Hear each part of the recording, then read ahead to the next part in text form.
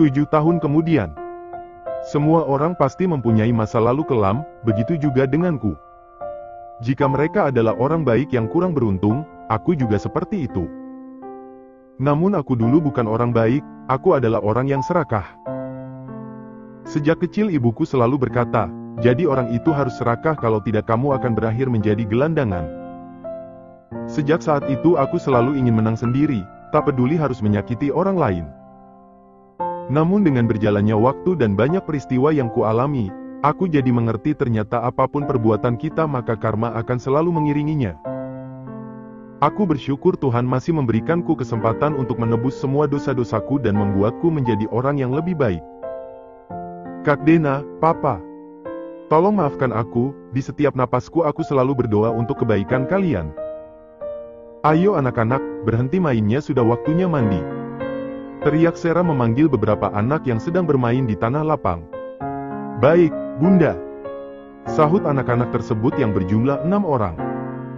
Di antara ke-6 anak tersebut nampak nyempil bocah perempuan satu-satunya berusia sekitar 7 tahun.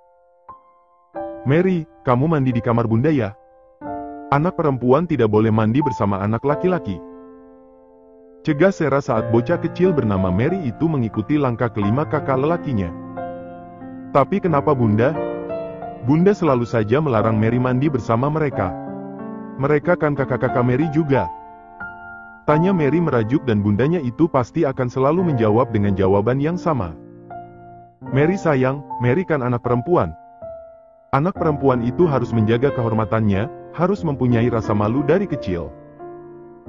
Mary itu perempuan sedangkan kakak-kakak Mary itu laki-laki. Sahut Sarah dengan lembut dan penuh keibuan. Mary langsung mengangguk, kemudian ia melangkahkan kakinya ke kamar sang ibu. Saat anak-anak tersebut sedang mandi, Sarah bergegas menyiapkan makan malam untuk mereka. Ayo berbagi sayang, tidak boleh rebutan, Bunda ingin kalian selalu rukun dan saling menyayangi. Tegur Sarah saat ke-6 anak-anaknya itu nampak berkumpul di meja makan. Mereka saling berbagi dan tidak ada yang berantem. Sarah yang melihat itu nampak berkaca-kaca. Wanita itu saat ini berada di sebuah panti asuhan sederhana di pinggiran kota California. Sejak kabur dari rumah Martin bersama janin dalam kandungannya beberapa tahun silam, disinilah ia tinggal. Saat itu ia hampir tewas saat beberapa hewan buas menyerangnya di tengah hutan. Namun beruntung ia bertemu dengan orang baik, yaitu seorang laki-laki parubaya yang waktu itu sedang berburu. Sarah dibawa ke sebuah panti asuhan miliknya, namun 2 tahun kemudian pria itu meninggal dunia dengan meninggalkan banyak anak panti yang masih kecil-kecil. Sarah yang sudah terlanjur sayang dengan mereka, ia bekerja keras banting tulang menghidupi anak-anak tersebut. Hingga satu persatu dari mereka diadopsi oleh orang kaya dan sekarang hanya tersisa 5 anak laki-laki yang sudah berusia 10 tahunan. Sarah yang merasa sendiri di dunia ini, merasa ikhlas bekerja keras menghidupi mereka. Baginya mereka adalah keluarganya, ia akan melakukan apapun agar anak-anak tersebut bisa hidup layak. Bunda, kenapa Bunda melamun? Mary yang hendak tidur nampak melihat sang ibu sedang melamun di atas kursi jahitnya. Nggak apa-apa nak. Ayo tidur, mau Bunda temani. Sahutnya menatap lembut putrinya tersebut. Mary langsung mengangguk.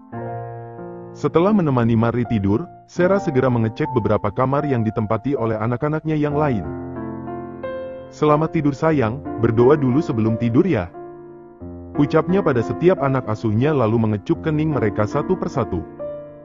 Kemudian Sarah kembali ke ruang kerjanya. Sudah beberapa tahun ini Sarah menjadi seorang desainer di pinggiran kota. Ia bersyukur dulu pernah sekolah desainer, meski waktu itu ia lebih memiliki menjadi seorang model. Ia biasanya memasarkan pakaian buatannya melalui media online dan dari hasil penjualannya itu ia bisa menghidupi kelima anak asuhnya dan seorang putri kandungnya.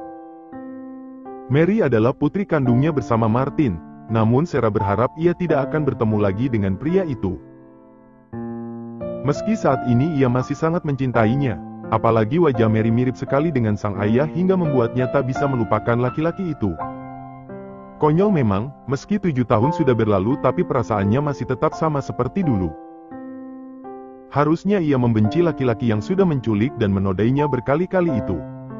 Bunda, Panggil Alex. Alex adalah anak asuhnya paling besar di sana.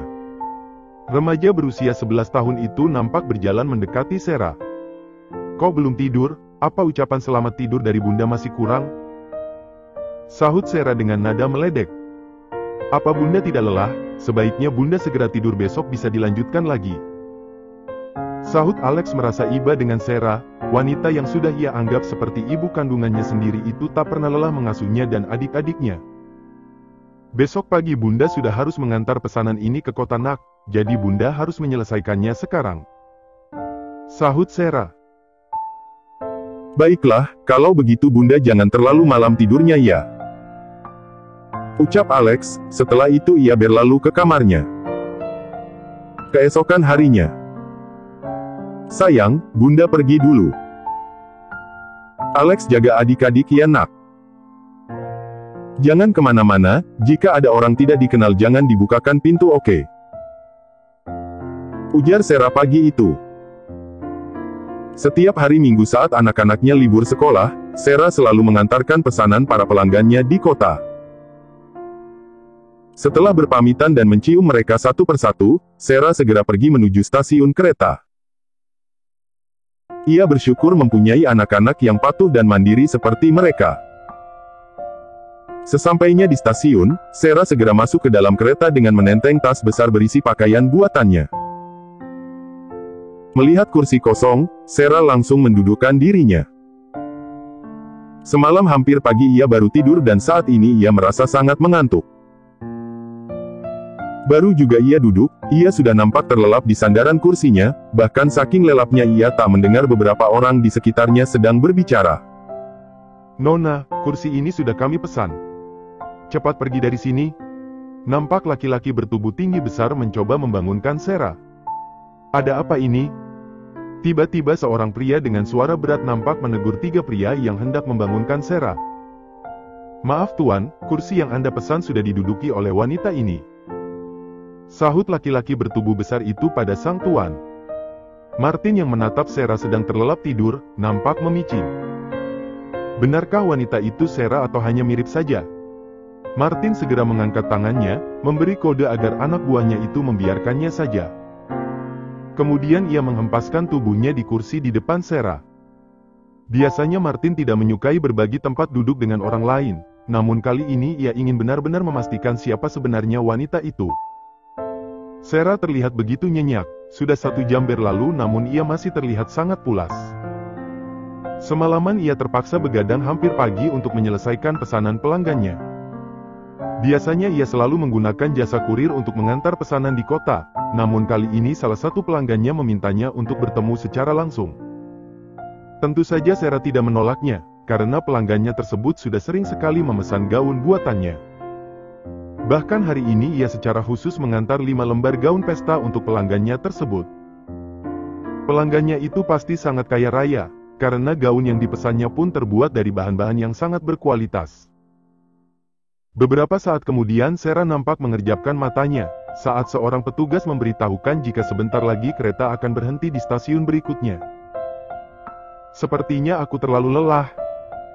Gerutu Sarah yang masih memejamkan matanya, tangannya nampak menggaruk kepalanya yang tidak gatal kemudian turun mengusap sudut bibirnya, kali saja ada air liurnya yang menetes saat ia tertidur tadi. Martin yang sedari tadi tak berpaling menatapnya, nampak menaikkan sudut bibirnya saat melihat tingkah konyol wanita itu. Kemudian Sarah mulai membuka matanya, namun ia langsung terpaku saat matanya beradu pandang dengan mata gelap dan dalam milik Martin. Pandangan mereka nampak terkunci beberapa saat, kemudian Sarah memejamkan matanya lagi lalu pura-pura tidur kembali dengan mencari posisi yang nyaman. Astaga, apa aku sedang bermimpi? Tidak, aku tidak sedang bermimpi, itu memang dia. Aku masih mengingat aroma parfum itu. Sarah nampak berpikir keras, sedangkan jantungnya berdegup dengan keras. Seketika kisah beberapa tahun silam menari-nari di kepalanya, bagaimana pria itu menyiksa dan berkali-kali menodainya. Tidak, Martin tidak boleh tahu siapa aku. Semoga dia tidak mengenaliku. Saat petugas menginformasikan lagi jika beberapa menit lagi akan berhenti, Sarah langsung membuka matanya. Kemudian ia menguap lebar, setelah itu ia juga merentangkan tangannya menghilangkan rasa letih di tubuhnya. Maaf. Ucap Sarah sembari tersenyum nyengir saat menatap Martin yang sedang mengawasinya. Ia benar-benar bersikap seolah-olah tidak pernah mengenal pria itu sebelumnya. Kemudian Sarah mengedarkan pandangannya ke sekitarnya. Nampak 5 laki-laki bertubuh besar dan tegap sama seperti Martin juga sedang mengawasinya. Sepertinya aku salah mengambil tempat duduk. Gumam Sarah dalam hati, bagaimana ia bisa dikelilingi oleh laki-laki menyeramkan seperti mereka, padahal tadi waktu ia baru datang tempat tersebut masih kosong. Aku harus segera turun dari sini. Sarah segera beranjak dari duduknya, lalu mengambil tas besarnya saat kereta mulai berhenti. Maaf, permisi.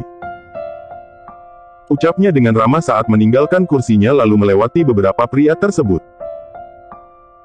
Meski jantungnya sudah seperti maraton, tapi ia harus bersikap tenang agar Martin tidak semakin curiga. Padahal ia ingin menoleh sekali lagi menatap pria yang masih bercokol sepenuhnya di hatinya itu. Meski menatapnya sekilas, tapi ia tahu Martin terlihat semakin matang. Pria berusia 34 tahun itu terlihat semakin tampan dan gagah. Pandangan laki-laki itu dingin dan dalam seolah akan menariknya ke dalam sebuah pusaran. Rahang kerasnya nampak ditumbuhi bulu-bulu halus yang sedikit agak tebal, hidungnya mancung dan bibir coklatnya terlihat seksi. Astaga Sarah, kamu sedang dalam bahaya malah memikirkan yang tidak-tidak.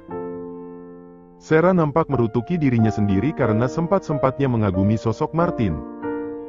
Kemudian ia segera melangkahkan kakinya meninggalkan stasiun tersebut. Tuan, apa Anda tertarik dengan wanita tadi? Kalau Anda mau kami akan mendapatkannya untuk Anda.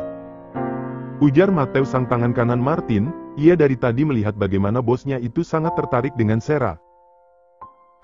Cari tahu siapa dia. Perintah Martin kemudian, meski wanita itu terlihat tidak mengenalnya, tapi ia yakin itu Sarah walaupun penampilan dan wajahnya sedikit berubah. Wanita itu terlihat sangat keibuan dan sorot matanya sangat meneduhkan, berbeda dengan Sarah yang ia kenal. Dulu Sarah mempunyai sorot mata penuh dengan kedengkian dan kesombongan. Beberapa anak buah Martin langsung bergegas mengejar Sarah. Sarah yang menyadari itu ia langsung mencari tempat persembunyian. Setelah jejak mereka tidak ada, Sarah langsung menyetop taksi lalu bergegas pergi sebelum mereka tahu. Tidak berguna, cari satu perempuan saja tidak becus. Hardik Martin saat kelima anak buahnya itu kehilangan jejak Sarah. Maaf tuan, kami sudah berusaha mengejarnya tapi tiba-tiba wanita itu masuk ke dalam kerumunan. Lalu setelah itu menghilang begitu saja. Matu terlihat sangat bersalah.